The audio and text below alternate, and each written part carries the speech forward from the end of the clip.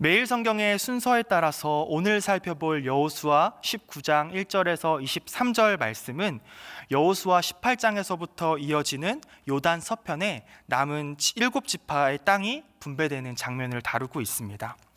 앞선 18장에서는 실로를 중심으로 베냐민 지파의 땅 분배를 다루고 있고요. 이어지는 19장은 시므온, 스불론, 이사갈 이 세 지파의 땅 분배를 다루고 있습니다. 오늘 본문을 통해서 하나님의 세밀한 손길이라는 말씀을 가지고 세 가지 메시지를 함께 나누려고 합니다. 먼저 1절 말씀을 살펴보도록 하겠습니다. 제가 읽겠습니다. 둘째로 시므온 곧 시므온 자손의 지파를 위하여 그들의 가족대로 제비를 뽑았으니 그들의 기업은 유다 자손의 기업 중에서라. 여기서 우리가 첫 번째로 주목할 것은 그들이 제비를 뽑아 기업을 얻었다는 대목입니다. 오늘 1절의 시므온 지파뿐만이 아닙니다. 우리 10절 말씀도 한번 볼까요? 셋째로 스불론 자손을 위하여 그들의 가족대로 제비를 뽑았으니 17절 말씀도 한번 보겠습니다. 넷째로 이사갈 곧 이사갈 자손을 위하여 그들의 가족대로 제비를 뽑았으니 시므온 지파뿐만 아니라 스불론 지파, 이사갈 지파에 이르기까지 모든 지파들은 다 제비를 통해서 기업을 얻었습니다. 뿐만 아니라 모든 이스라엘의 지파는 그들의 기업을 제비를 뽑아서 얻었음을 우리가 계속해서 살펴볼 수 있습니다. 기업이라는 단어는 구약뿐만 아니라 신약에서도 중요한 단어로 사용이 됩니다. 한 가지 예시로 예수님께서도 산상수훈 설교에서 이렇게 말씀하십니다. 마태복음 5장 5절에 기록이 되어 있는데요. 온유한 자는 복이 있나니 그들이 땅을 기업으로 받을 것이며, 여기서도 예수님께서는 기업을 말씀하시죠. 이 기업이라는 단어는 가나안 땅의 정복과 분배를 다루는 여호수아의 말씀을 통해서 그 풍성한 의미를 이해할 수 있습니다. 하나님께서는 아브라함을 택하시고 아브라함에게 땅과 후손을 약속하여 주십니다. 그런데 이 약속은 아브라함 당대에 이루어지는 약속이 아니었습니다. 아브라함의 후손을 통하여서 이루어질 장차 하나님께서 주실 미래에 대한 약속이었습니다.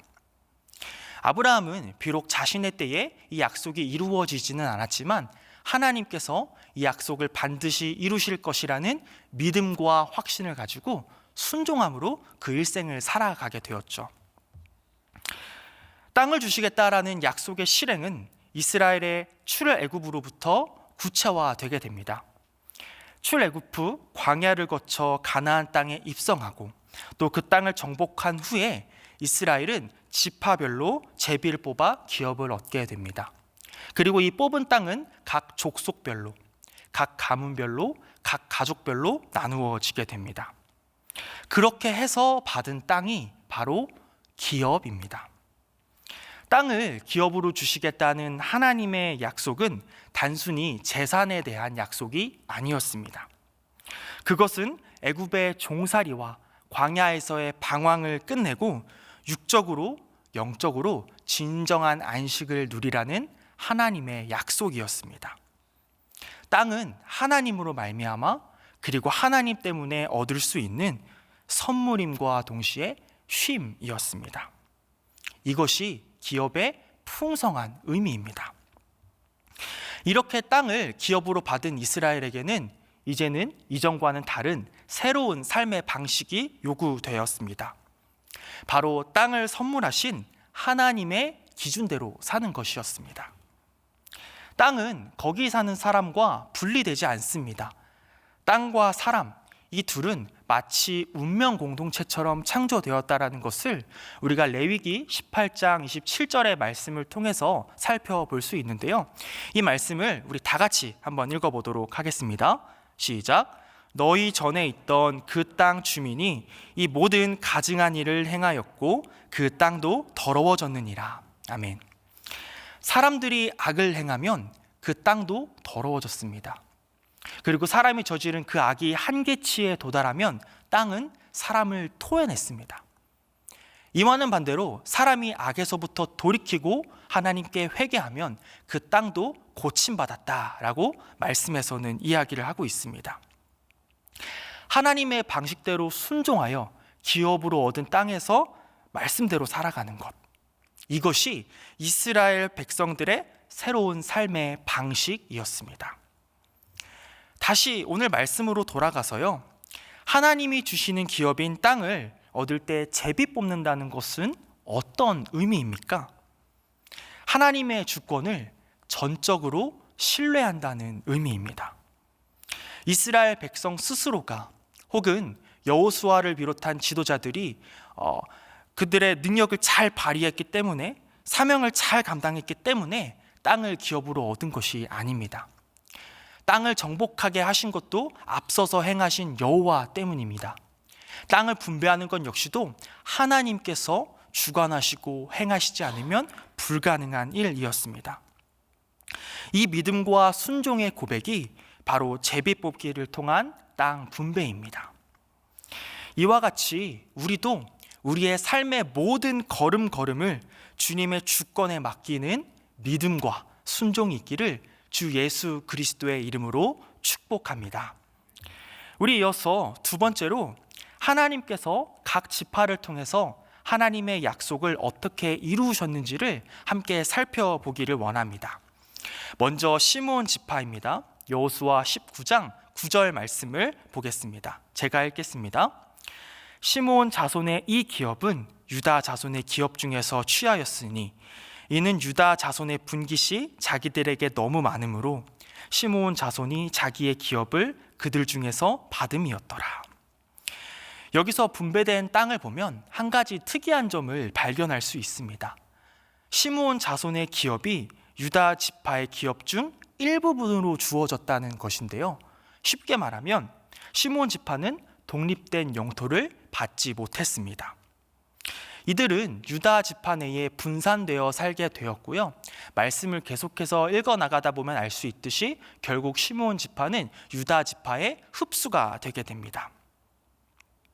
이렇게 독립적인 영토를 받지 못한 지파는 시므온 지파 외에도 한 지파가 더 있습니다. 레위 지파인데요. 그렇다면 왜 이 두 지파는 독립된 영토를 분배받지 못했을까요? 말씀을 잠시 거슬러 올라가 창세기 49장 5절에서 7절 말씀을 살펴보도록 하겠습니다. 이 본문은 야곱이 자신의 아들들을 향하여 예언하고 있는 말씀을 담고 있는 본문인데요. 5절에서 7절은 레위와 시므온을 향한 예언입니다. 말씀을 한번 교독해 보도록 하겠습니다. 제가 먼저 읽겠습니다. 시므온과 레위는 형제요, 그들의 칼은 폭력의 도구로다. 내 호나 그들의 모의에 상관하지 말지어다. 내 영광과 그들의 집회에 참여하지 말지어다. 그들이 그들의 분노대로 사람을 죽이고 그들의 혈기대로 소의 발목 힘줄을 끊었음이로다. 그 노여움이 혹독하니 저주를 받을 것이요 분기가 맹렬하니 저주를 받을 것이라. 내가 그들을 야곱 중에서 나누며 이스라엘 중에서 흩으리로다. 야곱은 시므온과 레위를 함께 언급하며 저주하고 있습니다. 특별히 7절 말씀에서는 저주한다라는 말을 2번 언급하고 이스라엘 중에서 흩어지고 야곱 중에서 나눌 것이라고 말을 하고 있는데, 바로 이 예언의 성취가 오늘의 본문 여호수아 19장을 통해서 이루어지고 있는 것이죠. 시므온 지파와 레위 지파가 저주를 받게 된 배경에는 창세기 34장에 기록된 사건이 있습니다. 야곱의 딸이었던 딥나를 당시 그 땅의 히위 족속의 추장 세겜이 강간을 합니다. 이후 세겜은 딥나를 사랑하게 되어 자신의 아버지 하몰에게로 찾아가 딥나를 아내로 갖고 싶다고 이야기를 합니다. 그렇게 하몰과 세겜은 야곱에게로 찾아가서 딥나를 세겜의 아내로 달라고 청합니다. 통혼하며 한 민족이 되자고 제안을 하는 것이죠. 이때 야곱의 아들들은 할례받지 않은 자들과는 혼인할 수 없다라는 조건을 걸게 됩니다. 그리고 이를 들은 세겜과 하몰은 자신들을 포함하여 성읍의 모든 남자들이 할례를 받게 합니다. 할례를 받은 지 사흘째가 되어 남자들이 아파할 때에 시므온과 레위는 몰래 그 성읍에 찾아가서 하몰과 세겜을 포함한 성읍의 모든 남자들을 다 죽이게 됩니다. 이 사건은 표면적으로는 명예회복을 위한 복수였습니다. 그러나 야곱의 시선에서는, 그리고 하나님의 시선에서는 그저 끔찍하고 잔인한 살인사건에 불과했고 죄에 불과했던 것이죠. 이 사건으로 인해서 시므온과 레위는 야곱의 저주를 받게 됩니다. 그리고 이 저주는 시간이 흘러 점차 현실이 되어갑니다. 민수기에서는요, 총 2번에 걸쳐서 각 지파의 인구 조사가 기록이 되어 있는데요. 시므온 조사는 1차 인구 조사에서 59,300명으로 그 인구가 계수가 됩니다. 그런데 40년이 흘러서 진행된 2차 인구 조사에서 계수된 시므온 인구의 수는 22,200명으로 약 60%나 되는, 절반이 훨씬 넘는 인구 감소를 보이게 됩니다. 모든 지파를 통틀어서 이렇게까지 많은 인구가 줄어든 지파는 시므온 지파가 유일합니다. 성경에 직접적인 이것에 대한 언급은 없지만 이 사건이 민수기 25장에 기록된 바알볼 사건과 연관이 되어 있음을 우리가 알 수 있는데요. 당시에 시므온 지파의 족장이었던 시므리가 미디안 여인과 죄를 지어서 비느하스에게 죽임을 당하게 되고, 같은 죄로 인하여서 이스라엘의 24,000명이 죽임을 당하게 됩니다. 이때 시므온 지파의 족장이 시므리였던 것을 감안한다면 시므온 지파 역시도 상당한 타격을 받았을 것임을 우리는 알 수 있는 것이죠. 종합적으로 시므온 지파는 창세기에서부터 시작된 그들의 죄와 예언된 말씀이 오늘 여호수아 19장에 기록된 땅 분배를 통하여서 성취됨을 보여주고 있습니다. 과거 시므온의 죄악과 잘못된 선택은 훗날 시므온 지파를 향한 흩어짐의 저주와 인구 감소, 그리고 독립된 영토를 분배받지 못했다는 답답하고 막막한 현실을 만들어내게 됩니다. 그러나 이러한 시므온 지파의 현실을 하나님께서는 은혜로 바꾸어 주십니다. 하나님께서는요, 시므온 지파를 버리지 않으시고 유다 지파 내에 계속해서 보존하여 주시는데요. 유다 지파는 어떤 지파입니까? 여러분들이 잘 아시는 바와 같이 장차 메시아가 출현하게 될 모든 지파를 통틀어서도 중요한 지파 중에 하나입니다. 이 지파 안에 시므온 지파를 두심으로써 하나님께서는 시므온 지파를 계속해서 보존하여 주시는 것이죠. 뿐만 아니라 요한계시록 7장 말씀에 하나님께서 택하여 주신 12지파 안에, 그리고 14만 4천 명 안에 시므온 지파가 놓여 있습니다. 즉 하나님께서는 시므온 지파를 여전히 주목하고 계시며 이들을 통한 하나님의 구원 계획과 하나님의 선교 이야기를 멈추지 않을 것임을 보여주고 있는 것입니다. 그렇습니다. 우리는 이와 같이 죄인입니다. 하루에도 수십 번씩, 수백 번씩 실수하며 죄를 짓고 넘어지기를 반복하는 사람들입니다. 그러나 하나님께서는 당신의 백성을 결단코 외면하지 않으시는 분이십니다. 또한 그 백성들을 통하여 하나님의 구원의 역사를 이루어 가시고 하나님의 선교 이야기에 우리를 두신다는 그 사실을 믿고 확신하는 오늘 이 시간의 새벽이 되기를 주님의 이름으로 축복합니다. 우리 마지막으로 세 번째로 스불론과 이사갈에 대한 하나님의 말씀이 어떻게 성취되는지도 살펴보겠습니다.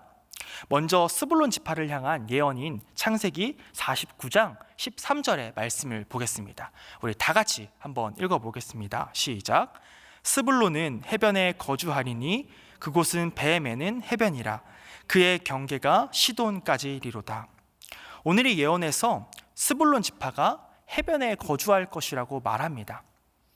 그런데 여호수아 19장 10절에서 16절까지의 기록을 살펴보면 이들이 분배된 땅이 해변에 위치해 있지 않고요, 북부의 내륙 지방에 위치해 있음을 알 수 있습니다. 이렇게 볼 때에 스불론이 해변에 거할 것이라고 했던 하나님의 말씀은, 이 예언은 빗나간 것처럼 보입니다. 그러나 스불론 지파의 기업이 내륙 지방에 있기는 했으나 이 위치가 동과 서를 연결하는 중요한 무역 요충지에 위치해 있었던 까닭에 해변의 항구 도시와의 왕래가 되게 잦았습니다. 심지어는 이 해변가에 상주하는 스불론 지파의 사람들도 많이 생겨나게 됩니다. 곧 예언이 문자적으로는 아니지만 분명하게 성취되어져 감을 우리가 알 수 있는 것이지요.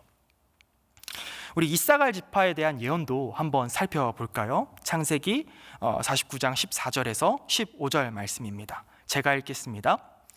이사갈은 양의 우리 사이에 꿇어앉은 건장한 나귀로다. 그는 쉴 곳을 보고 좋게 여기며 토지를 보고 아름답게 여기고 어깨를 내려 짐을 메고 앞제 아래에서 섬기리로다. 이사갈 지파는요, 모두 16개의 성읍과 촌락을 기업으로 차지했습니다. 그런데 이 지역은요, 이스라엘 전역을 통틀어서 비교적 비옥한 평지가 많이 위치해 있는데요, 대표적으로 18절에 이스라엘 평지는 이스라엘 전역을 통틀어서도 비옥한 평야로 평가를 받고 있는 땅입니다. 이 역시도 농사를 지으며 평온하게 살 것이라는 하나님의 말씀, 야곱의 예언이 성취되어져 감을 우리가 알 수 있는 것이지요. 시므온에 이어서 스불론, 이사갈에 이르기까지 하나님께서는 하나님의 계획과 통치 아래에 이스라엘이 땅을 기업으로 잘 분배받고 그 안에서 순종하며 살아갈 수 있도록 계속해서 구원의 역사를 이루어 가고 계심을 우리가 살펴볼 수 있었습니다. 이제 말씀을 맺으면서 우리의 삶에 적용하고 같이 기도하기를 원합니다. 지금까지의 말씀 여호수아 19장의 땅 분배 기록을 통해서 우리는 하나님의 주권과 섭리를, 신실하심을 살펴보았습니다. 세세하게 기록된 땅과 성읍의 이름을 보며 우리는 하나님께서 이 땅을 하나하나 기억하시고 분배하고 계신다는 절절하고 깊은 감격을 누릴 수 있습니다. 40년 동안을 광야에서 방황했던 이스라엘, 이후 7년이라는 긴 시간 동안 정복 전쟁을 벌인 끝에 얻게 된 약속의 땅 가나안 땅, 이 믿음과 순종의 결과가 실제적으로 일어나는 사건이 바로 오늘 말씀의 사건인 것이죠. 때때로 우리는 하나님의 세밀한 손길과 은혜를 경험했음에도 죄를 짓고 실패하며 넘어지지만 여전히 하나님께서는 그 가운데에서도 은혜를 베푸시며 회복의 길을 열어 가십니다. 그리고 우리에게 하신 말씀과 약속을 반드시 이루시고 성취하시는 분이십니다. 무엇보다 하나님께서는 우리 모두에게 가장 최고의 기업 예수 그리스도를 선물로 이 땅에 보내주셨습니다. 예수 그리스도를 믿고 바라봄을 통해서 하나님의 통치가 우리의 삶의 모든 영역 가운데 나타내도록 하셨습니다. 우리 다른 것에 눈 돌리지 말고 최고의 기업이신 예수 그리스도를 믿고 순종하고 바라봄으로 우리의 삶을 계속해서 살아가기를 주님의 이름으로 축복합니다.